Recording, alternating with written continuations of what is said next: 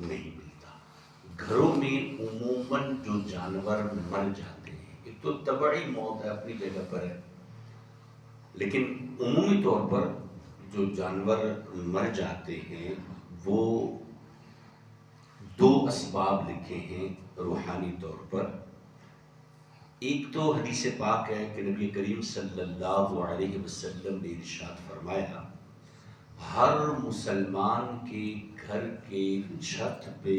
ایک نیک جن ہوتا ہے۔ یہ ہر مسلمان کے گھر کے چھت پہ، اس گھر والوں کے جو اس گھر کی حفاظت کرتا ہے وہ جن ہر مسلمان گھر کی چھت پہ ہوگا، اور یہ اس گھر والوں کی آفتوں سے آزمائشوں سے حفاظت کرتا ہے۔ اس جن کی طاقت اس گھر میں رہنے والے لوگوں کے اچھے عمل ہوتے ہیں۔ اگر گھر والے اچھا عمل کریں گے، نیک ہوں گے، پرہیزگار ہوں گے، تو اس جن کو اس نیک عمل سے طاقت ملتی ہے، اور وہ پھر ان آزمائشوں سے گھر والوں کو روکتا ہے، بچاتا ہے۔ بعض اوقات وہ جن گھر میں ظاہر ہو جاتے ہیں اور پرندے اور جانور اسے دیکھتے ہیں۔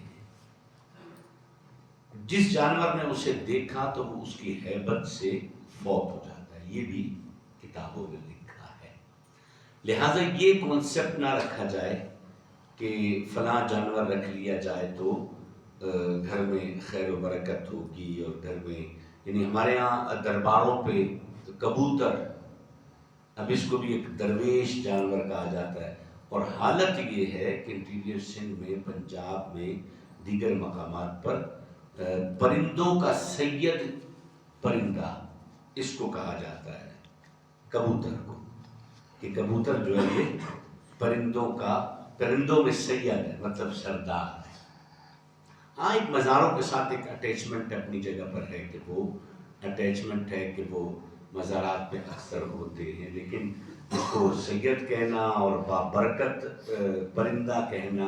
یعنی دیگر سے ممتاز کر کے اس پرندے کو کہنا، یہ کسی صورت میں درست نہیں ہے۔ اچھا ایک تو یہ تھا۔ اچھا گھر میں کوئی جانور پالنا، یہ ایک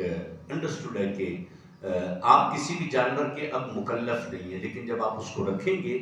اب وہ بے زبان ہے، بے زبان ان معنی میں کہ ان کی زبان ہمیں آتی نہیں، تو پھر ہم اس کے رسپانسبل ہوں گے، ہم مکلف ہوں گے، اس کا بھی ہم جواب دہ ہوں گے اللہ کی بارگاہ میں۔ شوقیہ ہم رکھ رہے ہیں تو پھر اس کی رسپانسبلٹی، عموماً جو پالتو پرندے نہیں ہیں، ویسے تو اوورال پالے ہی نہ۔ اچھا میں اچھے لوگوں کو 8-10 لوگوں کو جانتا ہوں یہی کوئٹہ میں سانپ پالنے کے شوقین ہیں، کہ وہ اپنی جیب میں سانپ لے کر گھومتے ہیں، بس شوق ہے، ایک اینٹیک شوق ہے کہ وہ سانپ لے کر گھومیں گے، بس ان کی جیب میں چھوٹا سا سانپ ہے، بس وہ ہم نے پالنا ہے، شوق ہے۔ یہ بالکل درست نہیں ہے، بالخصوص ایسے کہ جیسے سانپ ہے، اس کا گھر میں پالنا ناجائز ہے، نہیں پال سکتے، کیونکہ جو ہر ایک کی جو فطرت ہے نا وہ اپنی فطرت پہ رہے گا۔ اور دوسری بات یہ کہ جانوروں میں جس میں سانپ اور بلی، جنات سب سے، کیونکہ جنات کو اللہ تعالیٰ نے طاقت دی ہے کہ وہ روپ بدل سکتے ہیں، جن جو ہے نا یہ روپ بدل سکتا ہے۔ جن چونٹیوں کی شکل میں زیادہ ہوتا ہے، چونٹی کی شکل میں جن اپنے آپ کو بدلتا ہے۔ دوسرا سانپ کے پہلا نمبر چونٹیوں کا ہے، اس لیے جو عاملین حضرات زکوٰۃ وغیرہ ادا کرتے ہیں تو قبرستان میں جا کے وہ بڑے چونٹے دیکھتے ہیں، ان کو پھر جا کے وہ دانہ کھلاتے ہیں، وہ کرتے ہیں۔ یہ جو قبرستانوں میں ہم دیکھتے ہیں نا اتنے دانے پڑے ہوتے ہیں، یہ عاملین حضرات کے اکثر ہوتے ہیں، ورنہ ہم قبرستان جا کے یہ دانہ وانا نہ ڈالیں، یہ بھی معذرت اس میں بھی عرض کرو، ہم یعنی وہ دانہ ڈالنا ہے نا تو اس کی ایک ہی صورت بن سکتی ہے کہ کسی کوئی جگہ بنی ہوئی ہو تو وہاں ڈال دے تو چلو پرندے کھا لیں، یہ ثواب ہے، یعنی مرنے والے کو دانہ ڈالنے کا کوئی ثواب نہیں ہے۔ کہ ہم اس کو دانا ڈال رہے ہیں تو اچھا اس کی قبر پہ تو ہم اور کیڑے لا رہے ہیں، جدھر کیڑے ہیں ادھر دانا ڈال دیا تو ہم تو اس کی قبر کو اور کیڑوں سے بھر رہے ہیں، لہٰذا یہ دانا وانا کوئی بھی نہ ڈالے اور نہ دانا ڈالنا چاہیے۔ ہاں ایک الگ وہ پرپس ہو سکتا ہے کہ یار پرندوں کے لیے ہم کر سکتے ہیں، وہ ایک نیت الگ ہے، لیکن وہ بھی قبر پہ نہ پھینکیں، وہ کسی ایک جگہ پر کوئی تھالی سی کوئی جگہ بنی ہو، وہاں تھوڑا سا پانی اور تھوڑا سا دانا رکھ دیا جائے تاکہ پرندے اسے کھا لیں۔ یہ قبرستانوں میں دانا ڈالنے کا یہ رواج ختم ہونا چاہیے، کسی بھی صورت میں درست نہیں ہے۔ تو جنات